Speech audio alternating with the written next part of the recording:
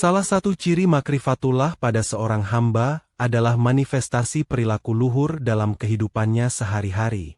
Makrifatullah, atau pengenalan hakiki kepada Allah, bukanlah sekadar pengetahuan intelektual, melainkan sebuah pengalaman batiniah yang meresap ke dalam jiwa dan mengubah esensi seorang insan. Pengenalan ini akan terefleksi secara langsung pada setiap gerak-gerik dan ucapannya. Ia akan memiliki akhlak yang agung, meneladani sifat-sifat Rasulullah, menjadi pribadi yang sangat pemurah, pemaaf, rendah hati, sabar, dan penuh kasih sayang kepada seluruh makhluk sebagai cerminan dari sifat-sifat ilahi yang ia saksikan. Makrifatullah bukanlah pengetahuan yang didapat semata-mata dari buku atau hafalan dalil, melainkan sebuah anugerah cahaya yang dipancarkan ke dalam hati seorang hamba yang bersih. Ia adalah tingkatan keyakinan kuat yang dicapai melalui penyerahan diri secara total. Proses untuk mencapainya adalah melalui tazkiyatun nafs atau penyucian jiwa, yaitu sebuah perjuangan tanpa henti membersihkan hati dari penyakit-penyakit batin seperti kesombongan, iri hati, dan cinta dunia yang berlebihan. Tasawuf mengajarkan bahwa jalan menuju pengenalan sejati ini adalah dengan membersihkan cermin hati agar mampu menerima pantulan cahaya ilahi. Seorang hamba yang meniti jalan ini akan bersungguh-sungguh dalam ibadahnya, bukan lagi karena mengharap surga atau takut akan neraka, melainkan karena dorongan cinta dan kerinduan untuk mengenal Sang Pencipta. Seluruh amalannya, baik sholat, zikir, maupun sedekah, menjadi sarana untuk mendekatkan diri dan menjernihkan jiwa. Hatinya menjadi hidup dan sadar melalui zikrullah yang terus-menerus, mempersiapkan wadah batin untuk menerima rahasia-rahasia ketuhanan. Menurut Imam Al-Ghazali, seseorang tidak akan mampu mencapai derajat makrifat sebelum ia sadar serta mengenal dirinya sendiri terlebih dahulu. Pengenalan terhadap diri sendiri ini akan membuka tabir pengenalan kepada Tuhannya. Ketika seorang insan menyadari kelemahan, kefanaan, dan kebutuhannya yang mutlak kepada Sang Khalik, saat itulah ia mulai menangkap secercah keagungan, kekekalan, dan kemandirian Allah. Pengenalan ini melahirkan rasa takut yang diiringi harapan, khauf dan raja, sebuah rasa takut kehilangan kedekatan dengannya dan harapan untuk senantiasa berada dalam naungan rahmat-Nya. Puncak dari makrifat ini adalah ketika seorang hamba menyaksikan Allah dengan mata hatinya, basyirah. Bukan melihat wujud fisik, melainkan merasakan kehadirannya dalam setiap atom ciptaan, dalam setiap helaan napas, dan dalam setiap detak jantung. Dunia dan seisinya menjadi tanda-tanda kebesarannya, dan hatinya tidak lagi melihat kepada selain Dia. Inilah buah termanis dari penyucian jiwa, sebuah pengenalan yang melahirkan ketenangan dan kebahagiaan hakiki. Akhlak bukanlah sekadar etika atau sopan santun yang dibuat-buat, melainkan pancaran dari kondisi batin seseorang. Para ulama sufi menegaskan bahwa amalan lahiriah adalah cermin dari keadaan batiniah. Jika batinnya bersih, dipenuhi dengan cahaya makrifat, maka secara otomatis perilaku lahiriahnya akan menjadi mulia dan indah. Sebaliknya, jika batinnya keruh dan gelap, maka perilakunya akan cenderung tercela. Keterkaitan antara akhlak dan tasawuf sangatlah erat, di mana tasawuf berfokus pada penyucian hati untuk mencapai akhlak mulia. Seorang yang telah mencapai tingkatan makrifat tidak perlu lagi bersusah payah untuk berakhlak baik. Perilaku mulia seperti kedermawanan, kesabaran, dan kasih sayang mengalir begitu saja dari dalam dirinya, tanpa paksaan atau pertimbangan untung rugi. Imam Al-Ghazali mendefinisikan akhlak sebagai sifat yang tertanam dalam jiwa, yang darinya timbul perbuatan dengan mudah tanpa memerlukan pemikiran. Ini terjadi karena hatinya telah dipenuhi oleh penyaksian terhadap sifat-sifat kesempurnaan Allah, sehingga ia terdorong untuk meneladaninya. Syekh M. Nawawi Banten mengibaratkan bahwa gerakan ketaatan, ibadah dan akhlak mulia adalah bukti adanya makrifat, sebagaimana gerakan tubuh adalah bukti adanya kehidupan. Semakin banyak dan berkualitas ketaatan seorang hamba, maka itu menunjukkan semakin terang cahaya makrifat dalam hatinya. Ketaatan ini tidak hanya terbatas pada ibadah ritual seperti sholat dan puasa, tetapi meluas ke seluruh aspek kehidupan, termasuk dalam berinteraksi dengan sesama manusia dan makhluk lainnya. Dengan demikian, akhlakul karimah menjadi bukti paling otentik dari makrifatullah. Seseorang tidak bisa mengaku mengenal Allah sementara perilakunya masih menyakiti sesama, hatinya masih menyimpan dengki, atau lisannya masih gemar mencela. Cahaya pengenalan akan Tuhannya secara niscaya akan membakar habis sifat-sifat buruk dan menggantinya dengan keutamaan-keutamaan, menjadikan dirinya sebagai perwujudan rahmat bagi semesta alam. Rasulullah Muhammad adalah manifestasi paripurna dari akhlak yang mulia. Beliau diutus bukan hanya untuk menyampaikan risalah, tetapi untuk menyempurnakan akhlak manusia. Ketika Sayyidah Aisyah ditanya tentang akhlak Rasulullah, ia menjawab dengan singkat dan padat, akhlaknya adalah Al-Quran. Ini berarti seluruh hidup beliau adalah tafsir berjalan dari kitab suci, sebuah perwujudan nyata dari sifat-sifat luhur yang diperintahkan Allah. Beliau adalah uswatun hasanah, suri teladan terbaik bagi seluruh umat manusia. Dalam perspektif tasawuf, Rasulullah adalah al-insan al-kamil, manusia sempurna. Konsep ini memandang manusia ideal sebagai seorang yang dalam dirinya berpadu sifat-sifat ketuhanan dan kemanusiaan. Beliau adalah cermin paling jernih tempat sifat-sifat ilahi, Asmaul Husna, memanifestasikan dirinya di alam semesta. Melalui diri Rasulullah, manusia dapat melihat bagaimana sifat-sifat agung seperti Ar-Rahman, Maha Pengasih, Al-Ghafur, Maha Pengampun, dan Al-Ad, Maha Adil, dapat terwujud dalam perilaku manusia. Setiap detail kehidupan Rasulullah adalah pelajaran akhlak.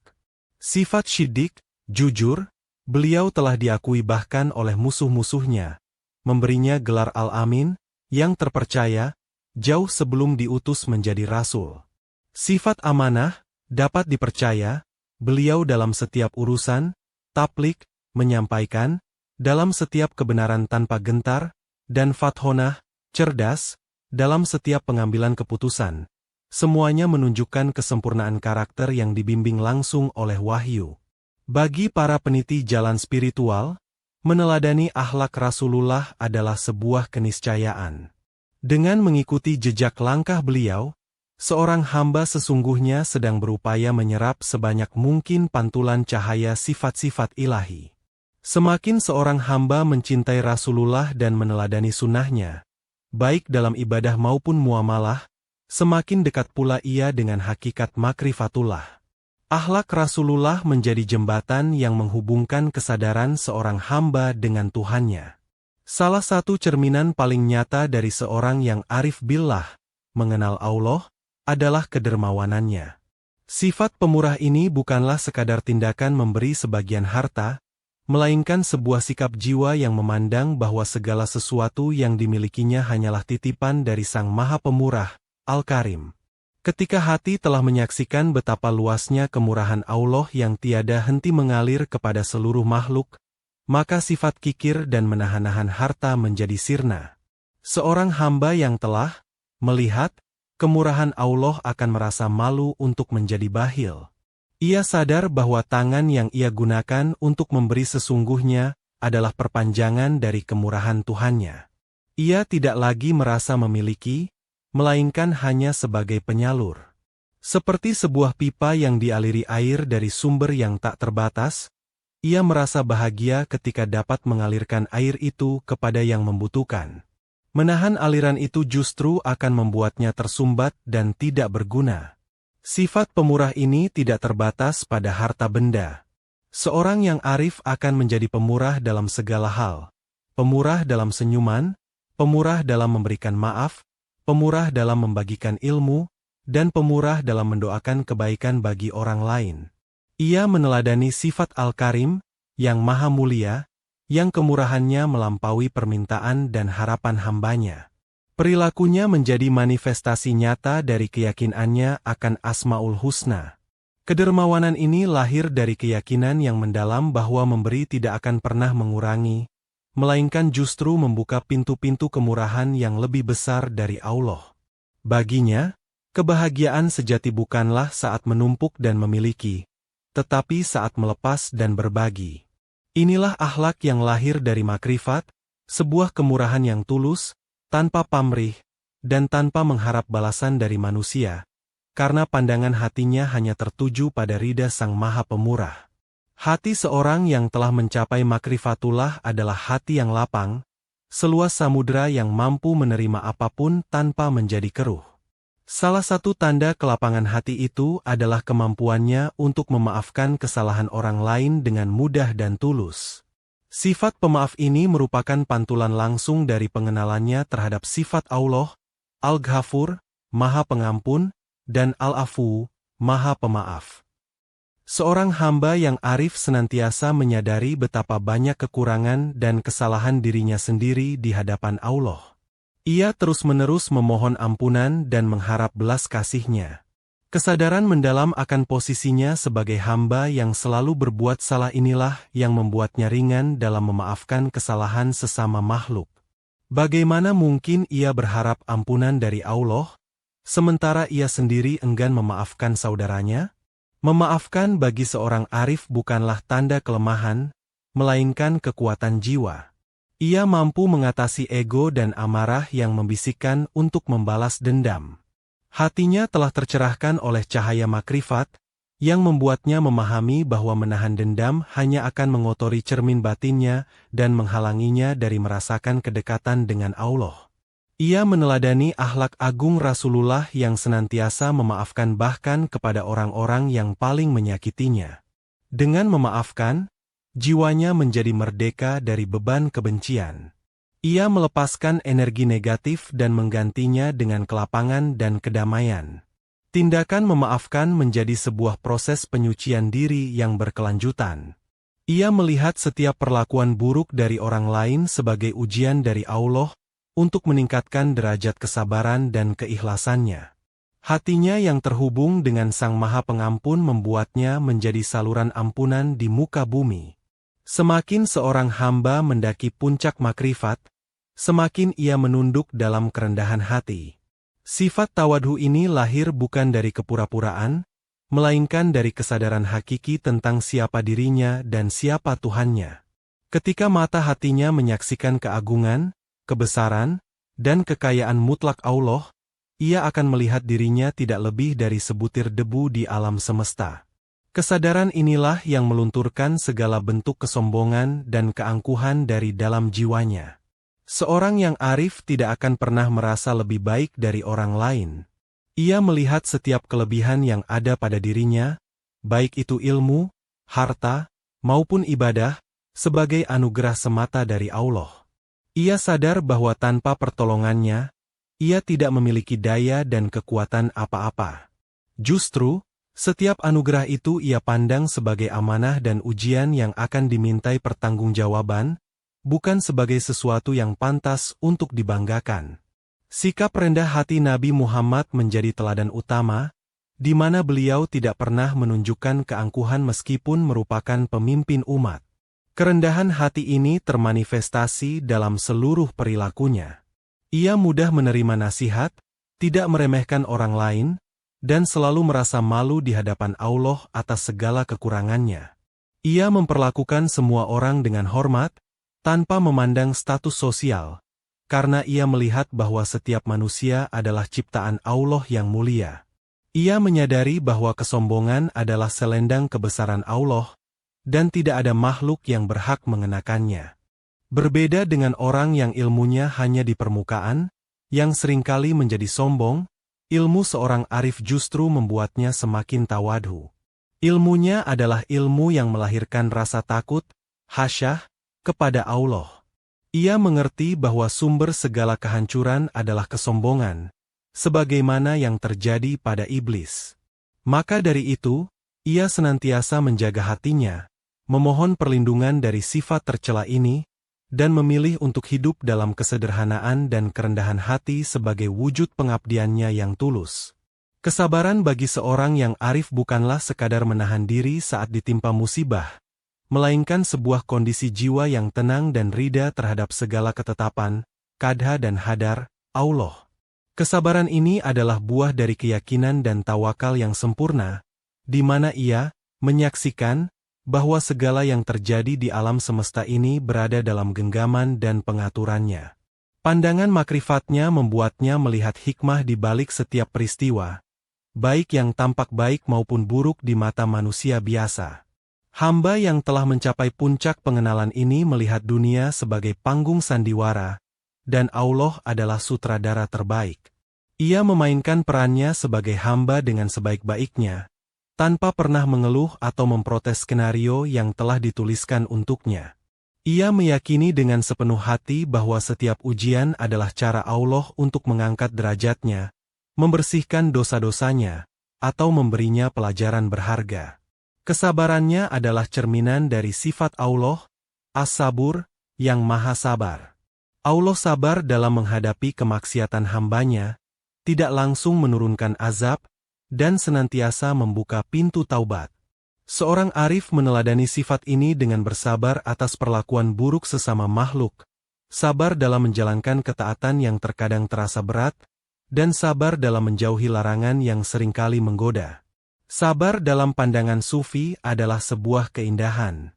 Ia adalah penyerahan diri yang total, sebuah kondisi di mana hati telah merasa damai dalam dekapan takdir Tuhannya. Tidak ada lagi rasa cemas akan masa depan atau kesedihan atas masa lalu. Yang ada hanyalah ketenangan saat ini, ridha atas apa yang Allah berikan, dan kesabaran dalam menanti apa yang akan Allah tetapkan. Inilah puncak dari tawakal, sebuah akhlak agung yang hanya bisa dicapai oleh jiwa-jiwa yang telah benar-benar mengenal Tuhannya. Puncak dari akhlak seorang yang arif billah adalah terpancarnya kasih sayang yang universal dari dalam dirinya. Kasih sayang ini tidak lagi tersekat oleh perbedaan suku, agama, ras, bahkan tidak terbatas hanya kepada sesama manusia. Ia mencintai dan mengasihi seluruh makhluk, hewan, tumbuhan, dan alam semesta, karena ia melihat semuanya adalah ciptaan dari Sang Maha Pengasih dan Maha Penyayang. Kasih sayang ini adalah manifestasi dari pengenalannya terhadap Asmaul Husna, Ar-Rahman dan Ar-Rahim. Ketika hatinya telah tenggelam dalam lautan rahmat Allah, ia tidak bisa tidak menjadi penebar rahmat di muka bumi. Ia menjadi perwujudan dari misi kerasulan Nabi Muhammad sebagai rahmatan lil alamin, rahmat bagi seluruh alam. Setiap perbuatannya didasari oleh cinta, dan tujuannya adalah menebar kedamaian dan kebaikan. Seorang yang arif tidak akan pernah dengan sengaja menyakiti makhluk manapun. Ia berhati-hati dalam melangkah agar tidak menginjak semut tanpa sengaja. Ia tidak akan merusak tanaman tanpa alasan. Lisannya terjaga dari ucapan yang menyakitkan. Tangannya senantiasa ringan untuk menolong yang lemah. Hatinya dipenuhi empati, merasakan penderitaan orang lain seolah penderitaannya sendiri. Kasih sayangnya adalah cerminan langsung dari kasih sayang ilahi. Inilah tanda paling jelas dari sebuah jiwa yang telah sampai pada tujuan perjalanannya. Makrifatullah telah mengubahnya dari hamba yang hanya memikirkan diri sendiri menjadi hamba yang hidup untuk memberi manfaat bagi semesta. Cintanya kepada Allah termanifestasi menjadi cinta kepada seluruh ciptaannya. Ia menjadi bukti hidup bahwa inti dari ajaran spiritual yang tertinggi adalah akhlak yang mulia, dan inti dari akhlak yang mulia adalah cinta dan kasih sayang yang tanpa batas.